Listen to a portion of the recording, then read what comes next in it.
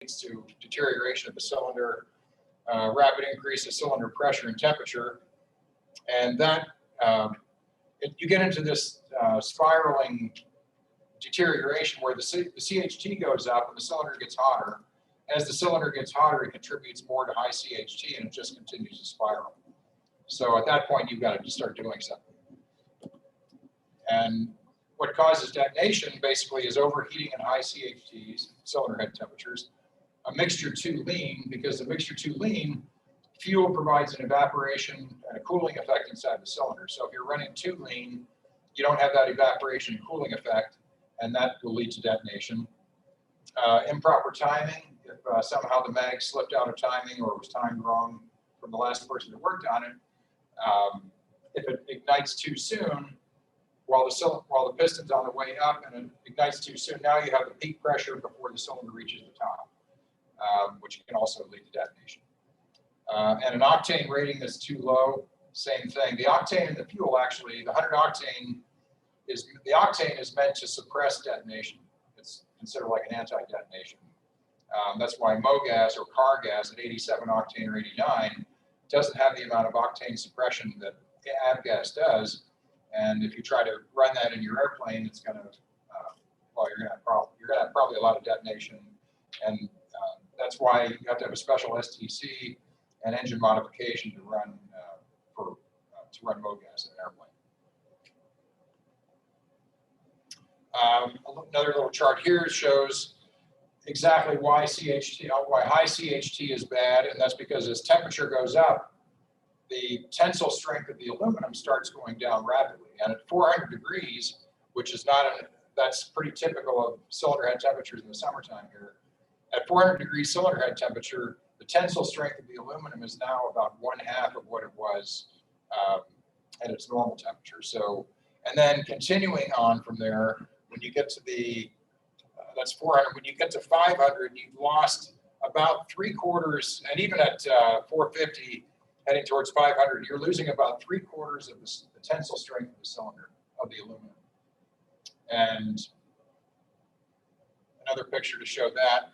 I made this slide just to show that I'd like it to be a DFC Desert Flying Club red line on CHT. Some people run the engines. I guess if you own the airplane and you're not worried about spending money on it, you can run it wide open, lean it out as much as you want. Don't worry about anything. But for Desert Flying Club at 400 degrees, we really should be starting to do something. And that again shows where the cylinder heads lose half their strength at 400 and continuing over towards the pointer. Oh, there it is. Continuing on, as you can see, Teledyne Continental red line is at 450, I think. Lycoming actually goes all the way to 500 degrees with their red line. By that time, I think you've probably done damage to the cylinder. And that's what damage would look like. So that's obviously the one on the left.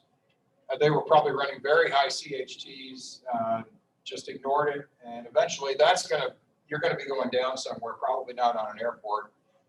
If you keep running it like the one there, that obviously burned a hole right through the piston. So that's when you lose half the strength or more of the aluminum, it doesn't take a whole lot. You get an explosion and it just burns a hole right in the piston. The less subtle damage, or the more subtle damage, is on the right side, where you can see we start getting a sandblasted effect on the cylinder heads between the valves, between the spark plug hole right there and the valves. And over time, so this has a cumulative effect. This isn't reversible, by babying it for the next 100 hours. It's cumulative. It builds up. And on the next annual inspection, we've replaced numerous cylinders in the Diamond, the Archer, the Comanche, all usually because of that. The compression starts getting lower and lower. The valve guides, the valve seats start getting deteriorated from the detonation, and eventually you have to replace the cylinder. And that's somewhere around $1,200, $1,500, not including labor. So it's a $2,000. You can just round it up, $2,000 and up to replace the cylinder. So that's what contributes to the rental costs. It's in everybody's best interest. We try to keep costs as low as we can here, and we think we do a pretty good job compared to the other flight schools if you look around. So, sure. How short of a period, like, for him to crash and stuff? On the right? Most of you know this, but like, how short of a period can it get like that? Like 100 hours, 500 hours of doing? Like, That's a good question. I mean, how long can you run like that? And how long does it take to do that kind to of get damage? to that damage. It probably, there's a lot of variables involved, how much detonation is taking place, how long. I'd love to answer that. I wish I could answer that question, but I just don't know. It probably is somewhere there's some empirical data on it. Lycoming Intercontinental probably has something like that. Anyway, if anybody's got a question or comment, by all means, we've got a lot of experience in the room. So. Yeah, one of the things that we're doing now in the club that's kind of interesting. There's a statistician that's compared. We have in a lot of the planes electronic engine monitors, and he's starting to compile this database on thousands of aircraft based off of people uploading their engine monitor data over time and understanding, what type of temperatures on CHTs and EGTs and what are the long-term results. And they're finding some of these things like variation in EGT and CHT temperatures or oscillations in the flight can lead to some of this damage, and we can correct the issues before it becomes catastrophic so we don't end up with the picture on the left. We can replace the cylinder kind of preemptively before we have a piston failure, exhaust failure or something like that. So we're doing a little bit more in the maintenance department to understand what's going on and do some of these things preemptively.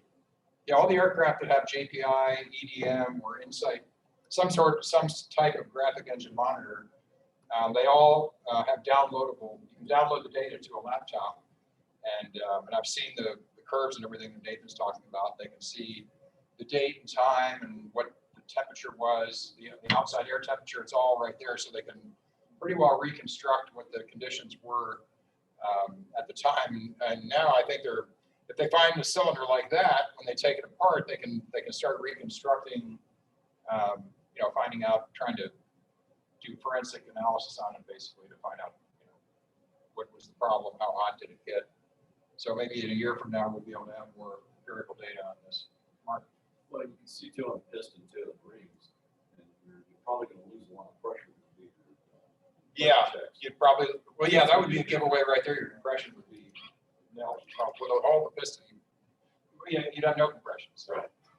But I mean, when you start seeing a drastic drop in compression, right, then you can probably figure that something. Oh, that's probably sure. The scoring, you'd have scoring on the cylinder walls, and eventually.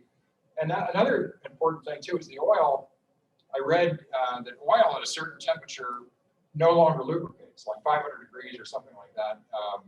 The properties of the oil just break down to where you lose a lot of lubrication ability too. So that contributes to the scoring of the cylinder walls, the rings.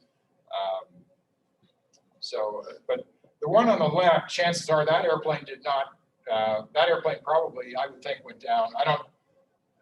I think the vibration would be so bad if you lost one cylinder. I don't think you could run it on 3 cylinders, any distance whatsoever, Nick. You may find particles of metal in the oil also. And then you start. Something is wrong. Right. So yeah, you can put all this together: compression, oil analysis, and you can start to piece, see what's going on. And luckily, airplanes hold up good. So there's a question online, Yeah. And I don't know if you're going to cover this later, but Sure. some procedures on how to use the electronic engine monitors to properly lean the cylinders. Yeah, we were getting to that. Okay, But perfect. yeah, that's right. But that's a good question.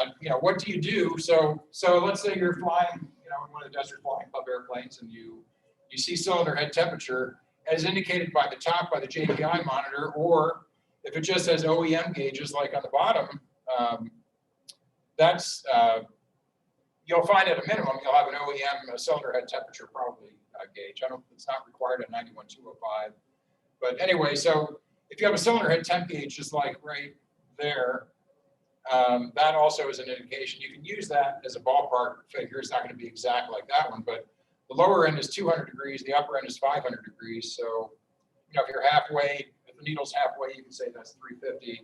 So I'd say at 3/4 of the way up there on the lower one, then at right about 3/4 of the way, that would indicate 400 degrees. On the for people that might not fly a plane that has a more graphic engine monitor, The CHT is actually indicated by these little shaded areas. The grayed out area, the shaded area, or the blank area is the CHT, and then the top of the bars right there, that's the exhaust gas temperature. And then there's also a digital readout on a lot of them right there, so that tells you precisely what the CHT is on that particular cylinder that is. So in flight, this will step through these cylinders, and right now it's indicating the number 2 cylinder is 376 degrees. The cylinder head temperature, and the EGT on there is 1344. So some things that you should be doing if you're approaching 400 degrees, lower the nose, reduce the pitch, increase the climb speed. And something about that in the summertime, especially if you're trying to make a southeast departure over the ridge, or you're headed on a northeast departure through Dutchman's Pass. I found out a couple weeks ago, just in a 172, I was trying to make a southeast departure over the ridge. This time of year, I don't think it could be done in anything other than the Baron or Comanche 250, because the CHT is basically rising quicker than you can climb over that terrain. And in my opinion, the only way to do it is to make a southwest departure, head towards Jean over the flat terrain. If something happens, you've got the luxury of lowering the nose. You don't have to worry about terrain. You can start picking up speed, let it cool down, and then start your climb again once you get it cooled down. But if you're heading towards the ridge, you have no choice because you got terrain coming in. So we actually amended we were heading towards the ridge and called the tower and said we want to amend our departure to southwest versus southeast. You'll find if you're trying to make it over the ridge, and anything with the Baron or Comanche 250, you're just not going to climb in time without getting the CHT way up in the red line. So, also at the same time, you should open the cow flaps. Actually, if you're climbing, the cow flaps should already be open, and that now applies to 4 of our airplanes that have adjustable cow flaps. The 2 182s that should be here soon, the Cardinal and the Baron all have adjustable cow flaps. So they should already be open in the climb anyway, but if they're not, if it's cruise flight, open them up, get more cooling. Reduce power, that's the next thing. If it's still not coming down at all, pull the power back. Even if you're in an Archer and you're climbing at 25 or 2600 RPM, lower the nose and try to climb it, or try to just go straight level at 2300 RPM for a while. But enriching the mixture also, and then of course, all of the above. I try to do everything I can without reducing power. If it's still not moving in the right direction, then I pull power back a little bit, shallow out the climb, or go straight and level for a while until the temperatures start coming down. And I really believe we're heading into a time of year when I don't even think it's practical to go out there at 2 o'clock in the afternoon to take off at that time. You're beating yourself up, you're beating up the airplane. I know it happens, but I personally, if you look at the schedule, everybody's getting earlier and earlier. I know I see people on the schedule. I see Barn out here at 6 a.m. So that's the best way to do it till October anyway.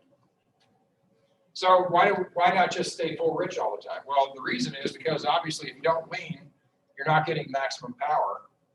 You're getting reduced power if you stay full rich. The cylinders also, there's a detriment to being on the rich side all the time. You're getting deposits inside the cylinders. And there was a study done at Embry-Riddle, and Embry-Riddle Aeronautical University runs the largest fleet of training aircraft. They have over 100 172s, or training aircraft, most of them are 172s. They operate over 120,000 flight hours a year between Daytona and Prescott. And in the 90s, they bought a whole new fleet of 172s, and they started having problems with premature engine failure. They were getting bad mag checks that they couldn't clear. So they called Lycoming and Cessna to come in there and take a look at their cylinders and what was going on. They found in Daytona Beach, they're running at sea level, and they were telling their students to stay full rich all the time because all their training was below 5,000 feet, or most of it.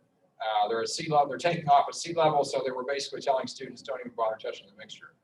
And they found out that from doing that, it was running too rich. They were getting too many deposits in the cylinders, which were also leading to premature failure. And that prompted Lycoming to come out with a couple of service instructions to say exactly how to lean and when to lean. And that's an example of a CHT. When you have CHT too cold or the mixture too rich, this is what happens. And the lead in the 100 octane fuel isn't properly scavenged off the cylinders, off the cylinder heads and the spark plugs. And you can see in the upper picture, you're looking at a cylinder from the bottom up, and you're looking at the heads, the intake and exhaust valve, or actually the exhaust on the left, intake on the right.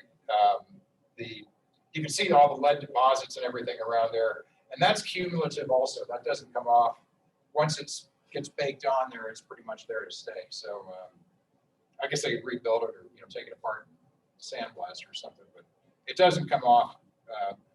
On the bottom with the spark plug, that one you're looking at the bottom of the plug between the 2 points and the center electrode. You can see all the carbon and the oil deposit right there. Same thing again when you're running full rich on the ground all the time. That's what happens. So I tell everybody, and hopefully everybody, right after start, after you check the oil pressure gauge coming up into the green, the next thing you should be doing is aggressively pulling that mixture back. You're not going to hurt anything on the ground at idle. You're not developing any kind of power in there. So just bring it back at least halfway in a Cessna or a Piper. Or if you want to get precise, bring it back until you see the tachometer. The RPM will jump up about 100 RPM. And that's, I think, right about there is probably your best power, or that's probably your stoichiometric mixture. So just bring it back until you see that RPM jump, and then leave it there. Even for the run-up, there's nothing that says the magnetos have to, you're going to get a good mag check even with the mixture lean. So the mixture and the mag check, you can keep it lean that way. I know a lot of these older checklists, it says mixture full rich for the run-up. I would say no. There's nothing, they're not related to each other. Just keep it that way. Or just keep it, yeah. And if you run full rich all the time, you're going to get, well, we saw these hot spots in the cylinder, which leads to pre-ignition. And pre-ignition is kind of a cousin to detonation. You get these hot spots in the cylinder from this carbon buildup, and they act like a glow plug. And basically, as soon as the fuel goes in there, it ignites without waiting for the spark plug to ignite it. So another bad thing. And then you get an excessive mag drop. With the spark plug, you can clear that, hopefully, if you leave it out enough at a higher RPM. But when it builds up on the cylinders, there's not much you can do about it. So we do need full rich for starting, just because it does take more fuel to get the combustion process going. If you think back to a lawnmower with a choke on it, or old motorcycles that had chokes, you just need a richer mixture to get it going. Cars do that, but it's all computer controlled, so you don't really know it. And also, if you're taking off at full power, or you're taking off at sea level, where your internal cylinder pressure is high and you are developing 100% power or a turbocharged engine, there you would need full rich because the anti-detonation in the fuel octane is suppressing that detonation. So there again, you would need full rich. And turbocharged airplanes, since they're basically running at sea level all the time, or the engine thinks it's at sea level, they run full rich. I used to fly a Piper Arrow a lot. And a turbocharged Arrow, and you just don't lean it up to, like, I think it was 25,000 feet. So, the engine thinks it's at sea level all the time. So, this is the little chart that came out in the service bulletin. But as you can see, we show exhaust gas temperature, cylinder head temperature, the percent power, and also specific fuel consumption. And if you look at the top, you can see right there when the exhaust gas temperature is at a peak, or that stoichiometric mixture, you can see we're not developing full power. If you look at percent power, we're about 90, probably like 90 or 92%, something like that. And the cylinder head temperature is actually cooler at that spot too. Then if you start going richer, you can see as you enrich it, you get towards about 50 degrees rich of peak. There we develop, the cylinder head temperature maxes out right there, and you can see that's about 50 degrees rich of peak. But the percent power is still not maximum. So the precise area that you want to stay away from is 50 degrees rich of peak. What you're looking for is if you keep going to the right, richening it, you get to 100 degrees rich of peak. And then now we're in the best power range. We're getting maximum power, and we're also bringing the cylinder head temperature down to as cool as we're going to be able to get it with that. So really the sweet spot in this is 100 degrees rich of peak. And there's a lot of YouTube videos and things about running lean of peak. And that's in Cirruses and Cessna 400s and things like that, the GTX, they talk about running lean at peak, but they have special injectors. They're all fuel injected engines. On everything that we have out here so far, until we get a Cirrus or something, we're always running rich at peak. We're not running lean at peak. And it even says right here at the bottom, Textron Lycoming does not recommend running lean at peak. So, this was written for the 172 and the non-fuel injected fleet. So.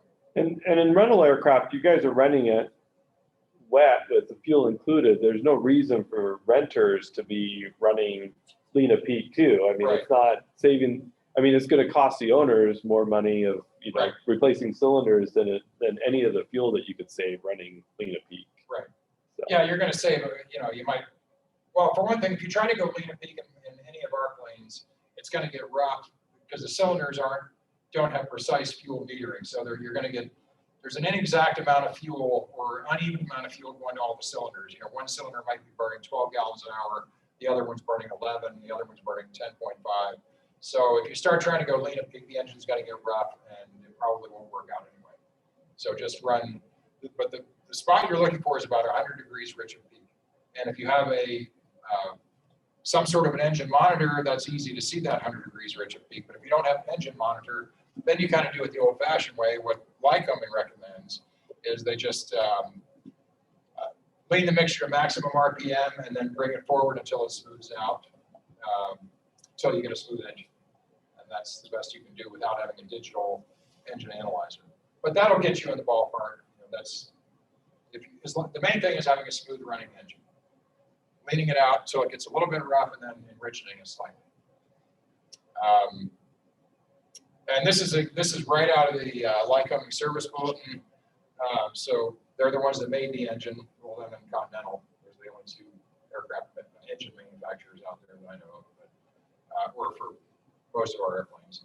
But so they say above 5,000 feet density altitude. And incidentally, anybody that doesn't know it, every day now is 5,000 feet here. We're at 2,500 MSL at 90 degrees Fahrenheit or 30 C.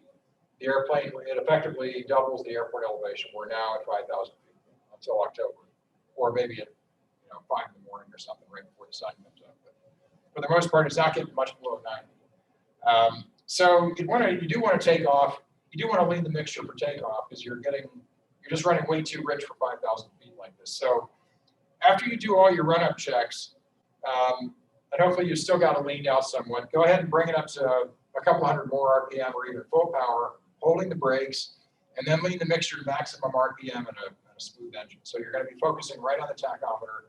Bring the mixture back until you see the tack jump up a little bit, and then enriching it slightly until it gets smooth. And try to limit this to, you should. I do it, and I can get it done in 5 seconds. It shouldn't be anything where you're sitting there for any length of time. You should have the whole run up done really in about 5 seconds. Can you go through that again just slowly for everybody online? Oh, sure. So since we're at such a high density altitude now with temperature, you do want to lean for takeoff.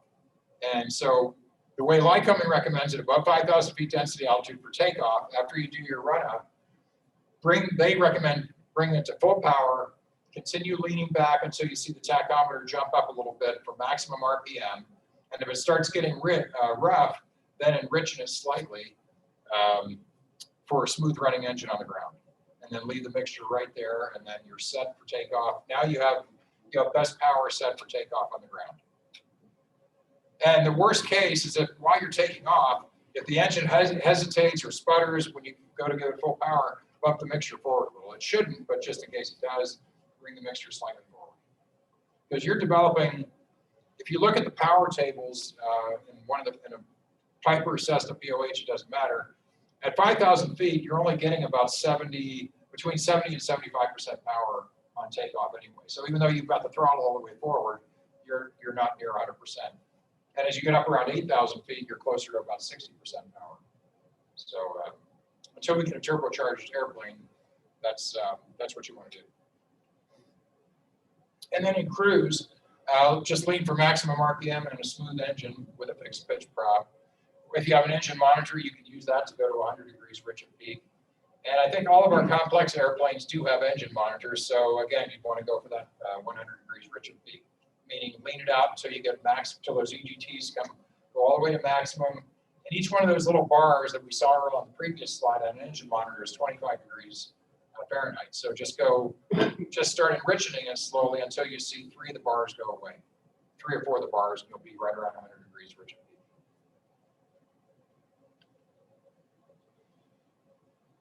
I also wanted to talk about starting because we've gone through some starter motors and there's some problems with starting, especially in fuel injected airplanes in the summertime, because we get something called a vapor lock. But when you're starting, remember, first of all, if it's a hot start, if you're taking it right after somebody brought it back, you shouldn't need any prime. That should start up fairly. If it's within a half hour of somebody just coming back, that engine should start fairly easily. That's what I would call a hot start, so don't prime it. Use the minimum prime necessary because as you prime it, and especially in the summer, it seems we get more flooded engines. Every time you're squirting, when you're priming the engine, you're spraying fuel or you're pumping fuel right next to the intake valve on the cylinder head. And if you think about it, on a 172, I think there's only one primer line. I know the Cardinal has 2 primer lines. I think the Baron has 3, or they might have 1 on each cylinder. But anyway, the odds are that the intake valve that it's going to is probably shut, because you might have on all 4 cylinders, one intake valve's open, another one might be partially open, and the other 2 are closed. So you're spraying fuel right next to a valve that's probably closed. That's where we get engine fires on the ground, where the more you prime it on the ground and it's not going anywhere, it just runs back down into the carb air box below. Remember, the carburetor sits underneath the engine. It's what they call an updraft carburetor. So as that fuel, if it can't go anywhere, if it sits there for a while, it's just going to run back down, and it usually winds up in the carb air box. It finds its way outside, and then it drips on the inside of the cowling, and now you've got the potential for a fire, with a spark. So try to use the minimum prime necessary. In a 172, I find that 3 is the most you should ever need.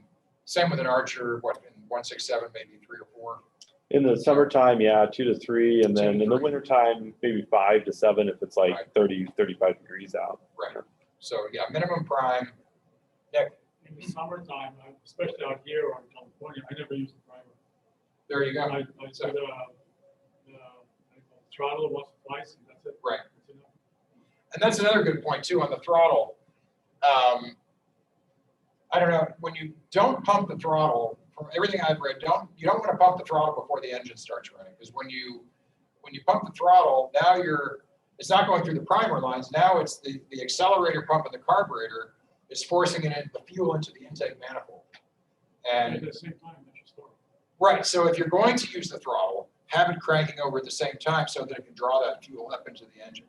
Because if you're sitting there going like this with the throttle, with the engine not running or not cranking over, that's pumping raw fuel up into the intake manifold, which is probably going to find its way back down again through gravity, wind up in the carb air box, and once again, now you got fuel puddling up under the engine or inside the cowling, which can lead to an engine fire. So anyway, don't remember, if you're going to pump, if you need to use the throttle to start it, have the engine cranking over at the same time. Let's see. Oh, don't prime it until you're ready to start. So you don't want to prime the engine and then sit there and, program in your flight planner for flight, find out what the pencil width that I dropped, where's the checklist, what step am I on. The last thing you do before you turn the key is to prime. You should have no time lapse. It's prime and then start the engine. And that, again, is because you don't want that unburned fuel, or that fuel, the raw fuel that goes up to the intake, up to the cylinder heads by the intake valve. You don't want that fuel to sit there and have a chance to run back down and puddle up somewhere. So you want to start the engine right after you prime it, or start cranking it over. So now we'll go into the last part of this, density altitude. So there's a density altitude chart on the left. Now there's great apps out there. There's a popular one I just saw, I can't remember the name of it, where you can just put it on your phone and put the temperature, dew point, airport elevation. It'll tell you the density altitude. But as you can see, at 90 degrees, If you come straight over from the 90 line up to 2,500 foot pressure elevation, the pressure altitude, you'll be at about 5,000 feet. And then this is an old-fashioned, what was called a code chart. Now, again, they have apps that do this. But I drew a line there for Henderson, and it shows at 90 degrees, and then we come down to 2,500 foot pressure altitude. Your takeoff distance is increased by about 65%, and your rate of climb decrease is about 45%. So that's what's, now here we don't notice that because we have, what, a 6,000 foot runway. But you start going maybe down to Jean or Sky Ranch, there, that's an issue. So don't get complacent with a 6,000 foot runway here, unless you just never go anywhere else. But one of my favorites is Big Bear L35, especially in the wintertime. But I just did this as an example. Big Bear is only 130 miles from here, so it's an hour-and-a-half flight from block to block. So as an example, let's say you're going to go to Big Bear in July, and the temperature, you get to Big Bear, you leave at 8 o'clock in the morning, you're going to go there for breakfast. There's a great restaurant at the airport. There's another little cafe called Thelma's Cafe, about a half-mile walk through the woods. So anyway, great place to go. You go in there, you leave here at 8 o'clock in the morning, so it's say 9:30 or so when you're tying down the airplane. You go to the cafe, now it's maybe 11 o'clock when you're heading back to the airplane. This is where the temperature there, even at 67, 52 MSL, the temperature in July there is about 80 degrees. That's a typical, actually at 2 o'clock in the afternoon, it starts getting up towards 90 or in the 90s. But anyway, so it feels kind of balmy, 80, that's pretty comfortable. So you get in, you don't think anything of it. But if we're in the PA-28-180, like your airplane, Nick or Nathan, this is taken from your BOH, but anyway, this goes off the chart. That's density altitude only goes to 7,000. So anything beyond 7,000, I don't know, maybe they think you're never going to do it, or they're just not guaranteeing anything beyond 7,000 feet. But even if you interpolate, 9,500 feet would be right there. So now let's take this line, which is takeoff distance to get the airplane 50 feet in the ground to clear a 50-foot obstacle. As you can see, we're off the chart at 9,500 feet. We come,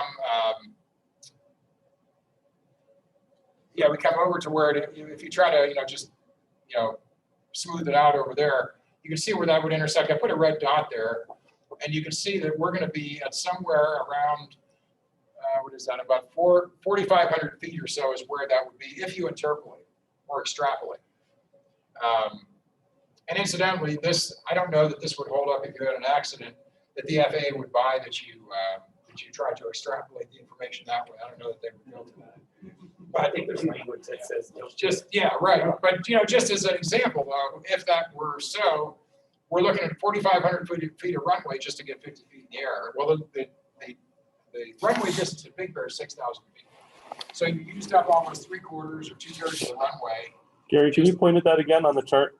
Sure. So right there, if you take 9,500 feet right there, density altitude, and then you come straight over to intersect this 50-foot line, the takeoff distance over a 50-foot obstacle. I did the best I could just eyeballing it. Your red dot right there, I put a dot right there to show that's where you'd be, then come straight down. And now if you just, again, you're extrapolating this, but if that's 3,000 there, 4,000, that's something like, I don't know, that'd be 3,500 you're around 4,500 feet of runway distance there. So on a 6,000 foot runway, you've used up 2/3 of the runway to get 50 feet in the air. So now by now you're probably, I don't know, I'd have sweaty palms. And isn't that also done under like an airplane in perfect condition? Oh, of course. This is all, test pilot. The all test that. pilot. Right. So, and then again, let's look at our rate of climb over here. When we, at the same conditions, we go to our rate of climb. So there's 9,500 feet right there. That's 95, come straight over. And you can see where you intersect that. We have something like a, 250 foot, not quite 250 feet, rate of climb. So less than 200, or I'm sorry, a little less than 300. So you have less than a 300 foot per minute rate of climb. And you take off from Big Bear, you take off from the west, by now you got the slow climb going, you're looking down at water because you're over Big Bear Lake at this time. And you've got big pine trees coming up and higher terrain right on the other end of the lake. So the chances now of turning around are pretty slim without probably going in the lake. So as has been done before. Anyway, so, and a flying club I was in San Diego, they actually lost a PA-28, a Cherokee or an Archer. It was like 10 years ago. Same thing, 2 adults in the front seat and the girl in the back seat. They crashed, I believe, they crashed in the woods, and the only survivor was the girl in the back seat. She crawled out through a window and got on her cell phone and called the 911. So this is density, altitude, and why it shouldn't be taken lightly. And here's a quick video to show that. This has been on the, you've probably seen this one. I know But, which one you're showing. Hold on 1 second. yeah, it's just about a quick video. That's a Bonanza. So keep in mind, this is a 250 horsepower, at least depending on what model, probably around 250 horsepower, or more, maybe 300, 310. Probably not turbocharged, but here's kind of what it would look like. You want to start with this? Yep. It's pretty heavy too. Yeah, he had baggage. Yeah. Put an audio on it. So watch what happens when he comes off the ground. Looks like an air park community. Well, he manages to climb in ground effect, but now look, as he continues to climb, he's on the edge of a stall. You can see the wings wagging around. He's losing lift, dramatically, and it doesn't end up good. So, And that was his family, they were visiting family. oh, is that what? And Okay. that's who was visiting him taking off. Yeah. I don't know. I saw it. I don't think there were fatalities. I think I'm sure they were beat up. They were pretty beat up. And then there's another one, if you want to advance the slide, Nathan. There's one. Okay, this one, go ahead. This was also on YouTube. It's been around for a while. This has audio to it. You can get the audio.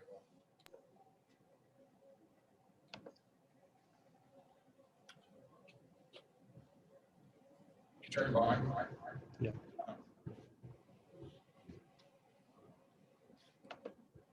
So let me. This is 4 people in a Stinson, 160 horsepower Stinson. 4 people. The airport elevation is 6,300 feet from airport out in Idaho. Four people in a 160 horsepower engine in the summertime and a 6,300 foot airport. Right?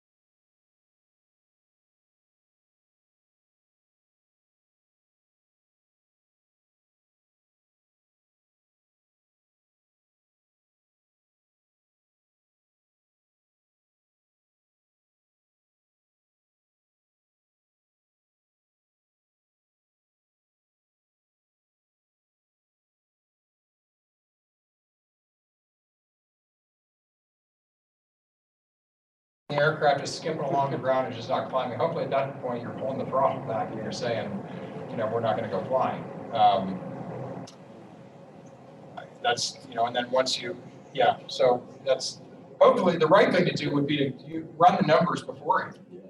Go to the performance figures, and hopefully everybody knows it, but if you look at the fleet page, on all the POHs for any airplane you're checked out in are available on the Desert Flying Club homepage. If you go to the fleet drop-down menu and click on whatever airplane you're going to be flying, the POH, the weight and balance, all that information is right there. It's not like you have to go out and buy a dozen POHs for every airplane you fly. So. Doesn't ForeFlight have a lot of that? And that's another, yeah, thanks for bringing that up. ForeFlight does. There's another program, what was that called, Garrett, the one that you used? It was pretty impressive, you know, where you plug the numbers in, it does your weight and balance, your takeoff, landing, everything right there. So, yeah, so, right, Garmin, yeah, probably, right, Garmin pilot, right, so. Yeah, so hopefully you're going to run the numbers first, but something happens where you didn't, hopefully you would have aborted the takeoff. So high density altitude considerations. So what do we want to do?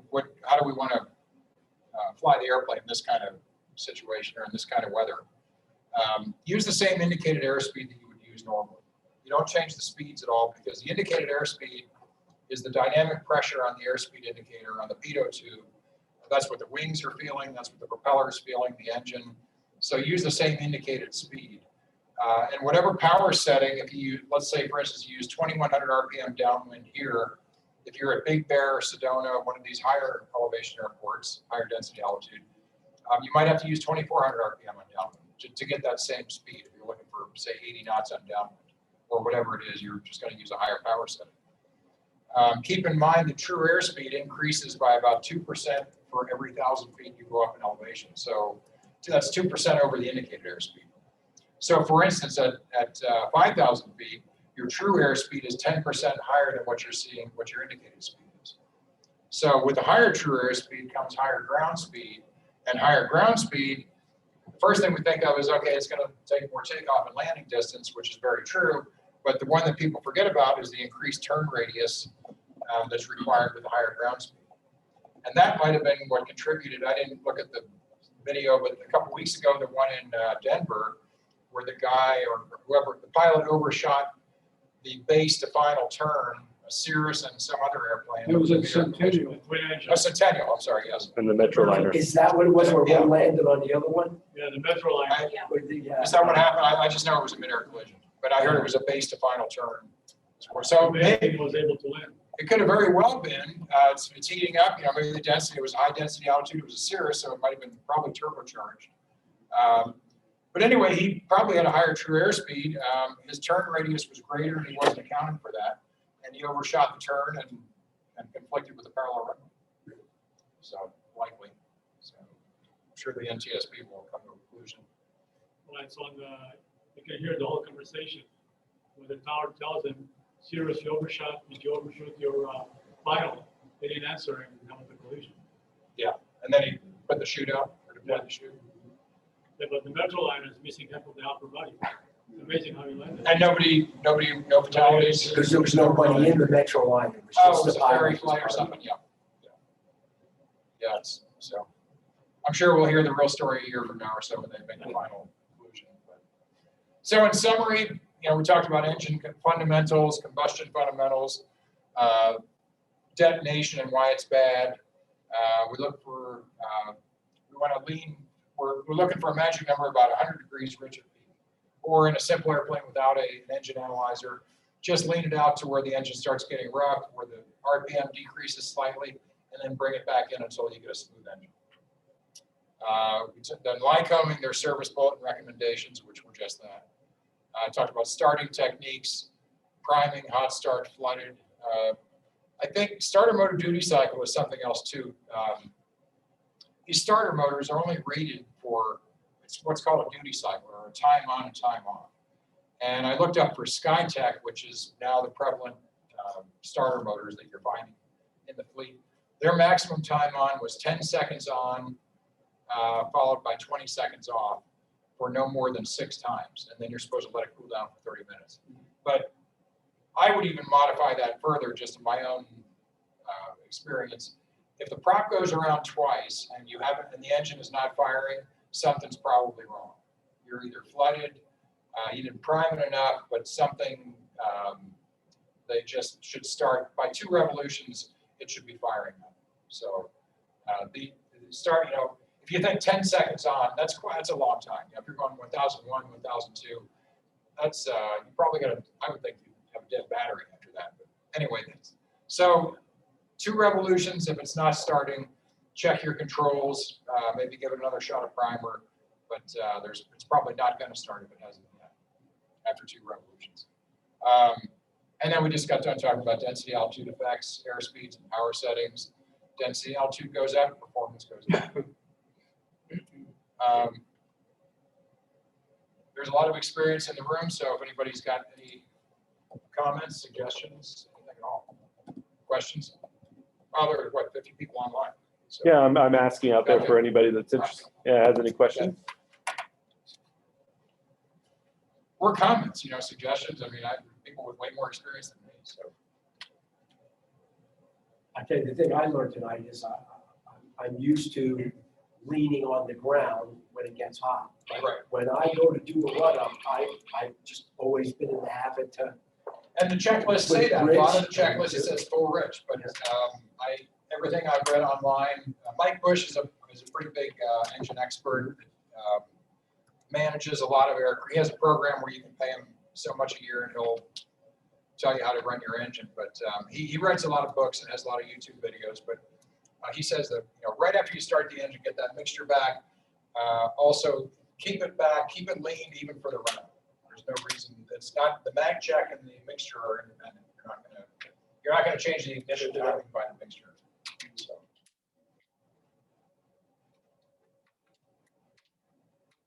Anybody have any density altitude stories or anything like that of close calls or? I've seen a bunch of them having flown out of South Lake Tahoe Airport for years. Our club lost a Cessna Cardinal 177 RG with the whole family killed in South Lake Tahoe. Got density altitude taken off full fuel in the summertime with fully loaded airplane, max gross weight. Not Desert Flying Club, but one in San Diego. This was +1 in San Diego, right? I'm just clarifying. You were very quick to jump on that. I'm sorry, did I even say Desert Flying Club? Did I? You said our club, so. No, the flying club I used to be in, right. There's a big one in San Diego, probably the biggest in the country. They have over 50 airplanes and something like 2,000 members. And there's a lot of experience in that club. They fly a lot of hours every year. And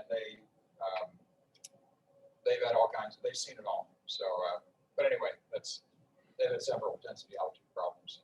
So several people online have said, thank you very much for your good review. Somebody made a comment that's kind of interesting is there are some mountain flying courses that you can get, and that's good experience to do some mountain flying courses. There's several places you can go, like up in Idaho or Wyoming, and do a day course on mountain flying where there's definitely a lot more considerations than we even have to deal with down here. So next month's safety seminar is already mountain flying.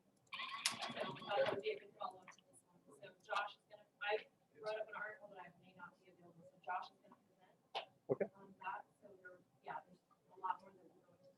Yeah, but Civil Air Patrol has a lot of mountain flying videos and things like that.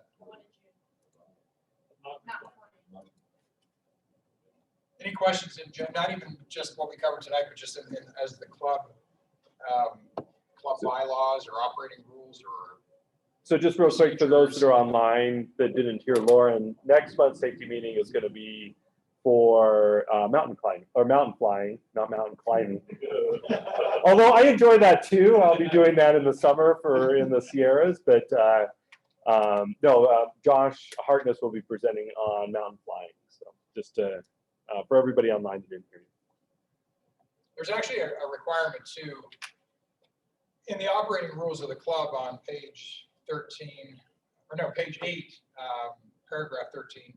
It actually defines any airport with a pressure altitude over 5,000 feet, not density altitude, over 5,000 feet MSL, Does require endorsement or some ground instruction from an instructor.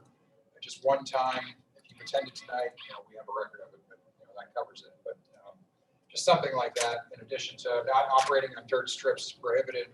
Also, airports with runways less than 2,500 feet require a one-time endorsement from an instructor saying, review those procedures. Yeah, Mark? Also, good rule of thumb to take, and I don't know, I think I have it written in my checklist. Right. It might be already in the checklist, but it's 75% takeoff speed and 50% runway length. Oh, that's a good point. Yeah. Abort. If you're not at the 75%, pull throttle back and brakes. I kind of think we ought to put it in all of our checklists, just so people get the idea. Look, if your speed's not approaching where you should be by half the runway, Oh, there's something wrong. shut down. Right. Could you repeat that, Gary? So, because people online didn't. Sure, what Mark just said is that by the time you get to I think it's 75% of your takeoff speed, so 75% of VR, by 50% of the runway, so we can think of that as a 75-50 rule. By 50% of the runway, if you don't have 75% of your takeoff speed, you should abort the takeoff. And there's no harm, no foul. You abort the takeoff, it's no big deal. The tower will probably ask you what happened. I've aborted takeoffs.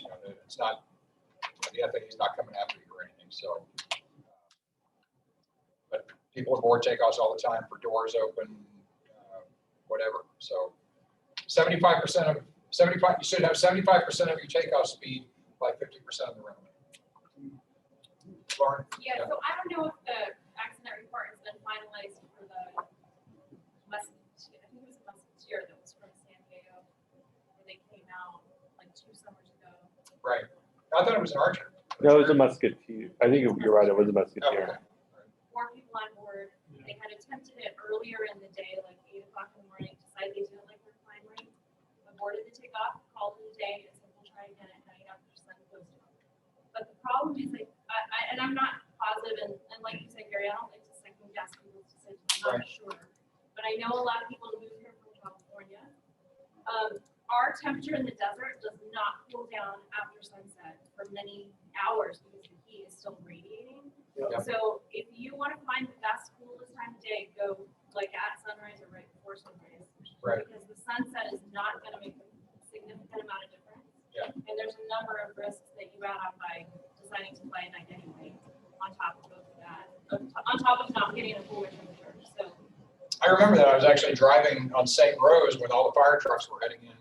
I think there was a guy on the ground that was hurt. Yeah. There was somebody ran out to try to help them, and that person got badly burned. But yeah. We got the story, there was something wrong with the plane, and 2 mechanics flew in commercial. Oh, really? And they were with them, that's why there's so many people on the plane. And they make it right over the fence, and that was it. Well, that was an Archer. That wasn't. No, it was a beach, it was almost a 4-seater. Yeah, it was at night. It was after the sun went down. They were heading out due south, and I thought they called the tower. They said they had an open door. That's what. And then when that's he what I turned around and remember. tried to come back, that's when they stalled. I think it was during the turn that they lost control. there's probably a number of factors that contributed, but I wonder why, if they didn't have a good climb rate at 8 o'clock in the morning, decided that wasn't a good idea. I was thinking, did they think after sunset the temperature was going to be? Probably, because in California, that's what you normally, you're in the 60s at nighttime, you're in the 90s in the daytime, 60s at night. So that doesn't happen here, so don't. Right. Don't treat it like California. Yeah, here we go down to like 95 at night. Yeah, so, And that's a 20 degree. Right. Yeah, Mark, Mark. we had another one that was several years ago too that landed in the neighborhood. Everyone died later. I don't think they all died at once. I don't remember what kind of airplane it was. It was the same thing. It was actually in September. Yeah. Still hot. They came from Louisiana, I believe. Yeah, it was a Cherokee 6 260, so it had pretty good horsepower, but it was 4 adults, lot of luggage, and it went. I used to live right across the street here. Went over my house, and I heard it landed right in front of my neighbor's house and exploded. And you That know, was density altitude, too. it was. Yeah, I could hear. I was outside. I'm like, that does not sound right. Like And Labor Day weekend. That was a Cherokee 6. it was a Cherokee 6. I've flown the Cherokee 6260 versus the 300, that extra 40 horsepower helps. Yeah. If it was 260 and it was fully loaded, had baggage and what have you, especially here. Yeah. It was here, right? Density altitude again. We'll get you. Well, thank you, Well, Garen. if nothing else, I'll turn it back to Nathan. Yeah, again, appreciate it. I'll come over here so you guys can hear me because the microphone's right there. So again, thank you, Gary. If I had a few comments and questions due to Joanna, our club administrator, having limited time. She's only working about 1 day a week for us. So if you guys, anybody online, have emailed it into the admin at desertflying.club or Joanna at desertflying.club, you can send emails to board@desertflying.club if you still have questions that haven't been answered. She got through most everything while she was here this week. Or you can send them directly to me, Nathan at desertflying.club. We'll try to get to you as soon as possible. But if anybody knows, as I mentioned in the beginning, if anybody knows somebody that might be interested in working full-time for the club, we'd like to find somebody that has some aviation background. Great opportunity to work with the club, great members. We're growing. It's amazing to see how much we've grown over the last couple of months, and happy to have anybody apply for that. So, How many members are we up to now? when I looked this afternoon, we were 188 members. So. We were like 30. I remember what we were for, but yeah, I think Gary started when I was a bit too. Yeah, Gary started when we were 30, and we're growing exponentially, so it's really exciting. No, actually, we had about 15 when I joined. I just want to remind everybody, we are doing a drawing at the end of the year for everyone who has participated in at least one wings credit or activity per month. That can be a flight activity or it can be one of these seminars that we're doing.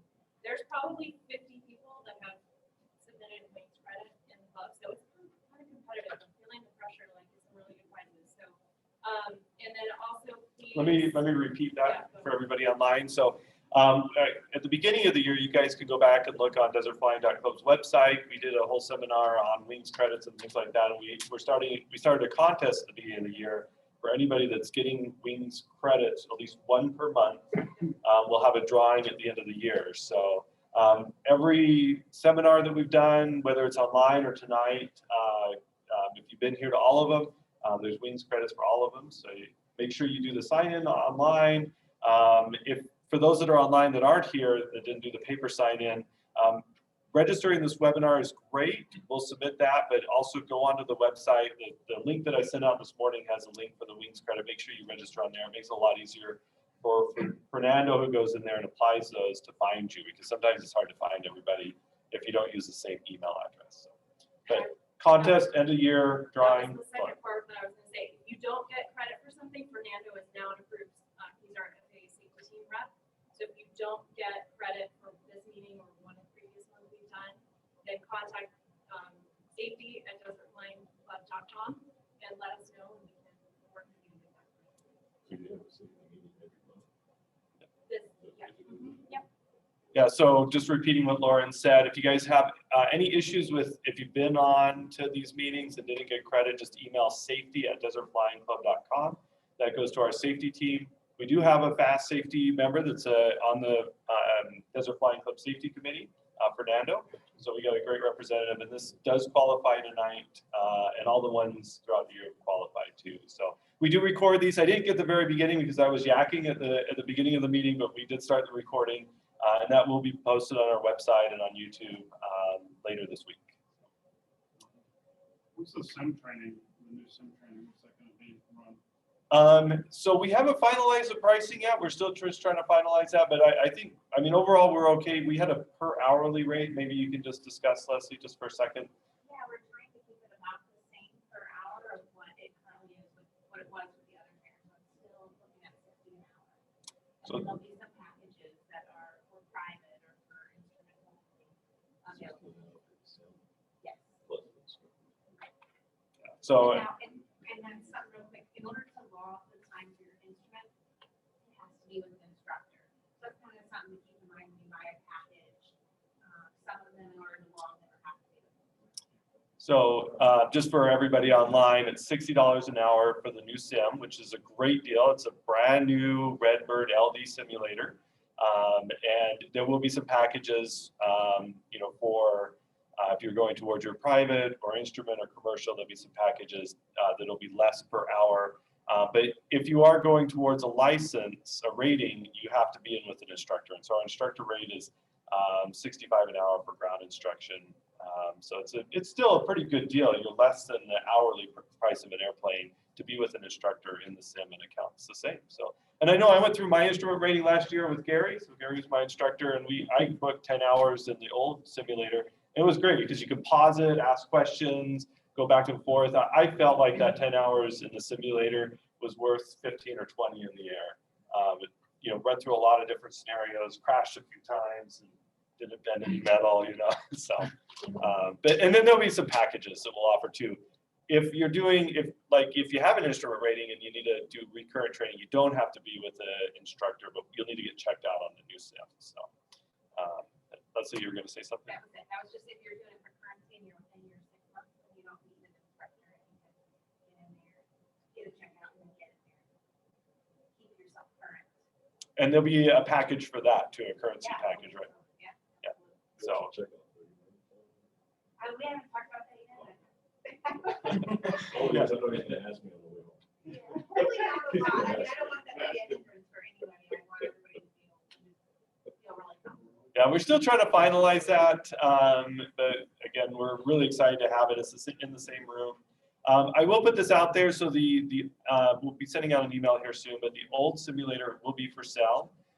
It is not licensed anymore, so you can't log any of your hours in the old sim towards a rating or currency. But Patrick, the owner, is looking to sell it. It's still a great simulator. It's got X-plane on it, all the yokes and everything for multi, single, all that. So if you're looking for a home-based sim, it's a great option, and we'll have some emails coming out on that'll be for sale. And then anybody that's here tonight, there's like a seat and a bench and stuff out in the room there that was like an ancient simulator. If nobody takes that tonight, I'm going to throw it away. It's been, I'm sitting, I'm sitting in town or something. We were going to put the dumpster. Yeah. So anybody that wants, it's like a reclining seat. The seat out there. Feel free to take it and build your own sim at home. But it will get dumped if we don't get rid of it tonight, because I'm tired of seeing it personally. So, any other questions or comments? I'm sorry I can't see any of the ones online, and I'll stay on to answer any of those. But again, thank you all for being here. It was great being in person. Feel free. I'll stick around. The board members will stick around, answer any questions you have. But again, thank you for being here. Have a good night. Good night from online too. Oh, thanks. Thanks. Good to see you again, Nathan. Good to see you too. Take care. I moved here from the East Coast, New Jersey. Oh, okay.